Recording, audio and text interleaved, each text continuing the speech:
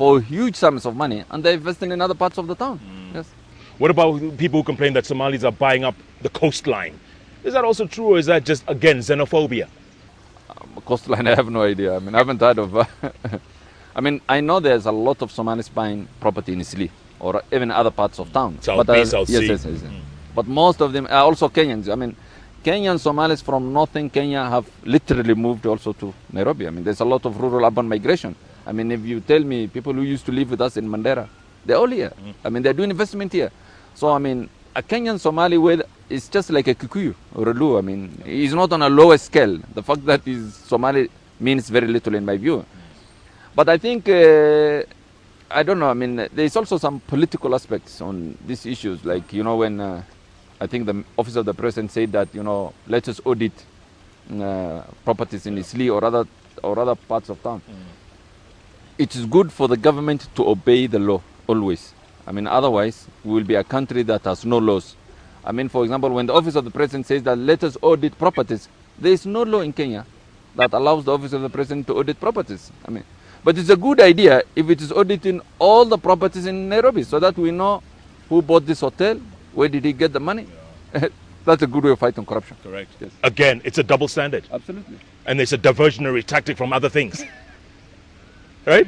Yes, The Somalis become the flavor of this month because, you know, people are stealing elsewhere. Yes, I mean, to be fair, I mean, I tell guys that, I mean, we haven't had Somalis in the Grand Regency scam. I mean, there was no Somali in the Golden Bag and Gululisin. Yeah. I mean, if there were many Somalis and they were buying properties, I think there will have been some legitimate complaint on the part of Kenyans to say that, I mean, these guys, and this is scam and they are buying this. Yeah. But I mean, this is a country where we know rich people really have got their money from scams. Yeah, yes. Bottom line. Okay, let's move on to the PSC and the revised harmonized draft constitution. Your partner, Abdulkadir Mohammed, and his team did a fantastic job in Naivasha, and they've come up with this revised harmonized draft. Are you happy with it as well? Are you? Yeah, yes, I think they did an excellent job. I mean, my views is none except for a small part. They left to the judiciary. Yes. Veteran of the judiciary. But I think they did a good job. I mean, finally they resolved, you know, the conundrum on how to address the executive.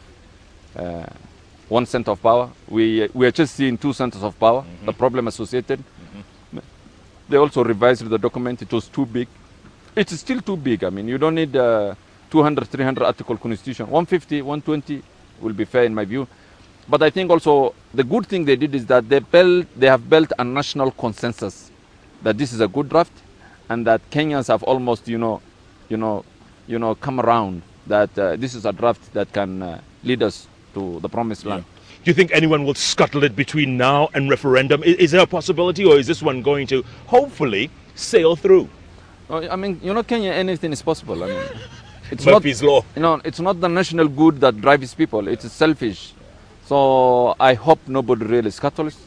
I think this is the best chance for this country to have a new constitution.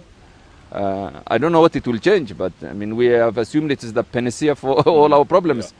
So let's hope this will be a process that will lead to the constitution. But I hope nobody really derails it this time. Yeah, and if they do, then we only have ourselves to blame. Yes. Or at least we know who are the people who has derailed it.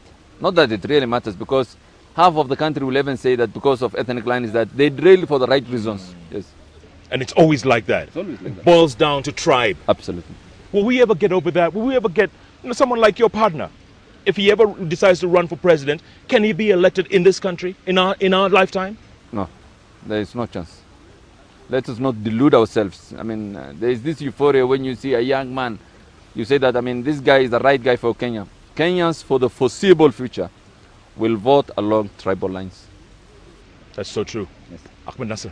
Thank you very much. Well done, man. Good job. Keep writing, man. I love the articles. Nice one. Wow.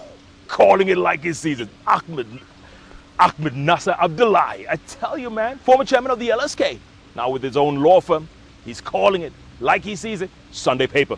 Read his articles. They're great. They'll brighten your day and make you think about where this country is going as a nation. Like Ahmednasir says, it's all about tribe, tribe, tribe. We need to get out of that box and think country first. What a guest, what a show. What a week it's turned out to be on the bench. You cannot find these kinds of guests anywhere else but right here on the bench on the award-winning station K24, where as always we are all Kenyan. All the time. Nashukuru bwana. Okay.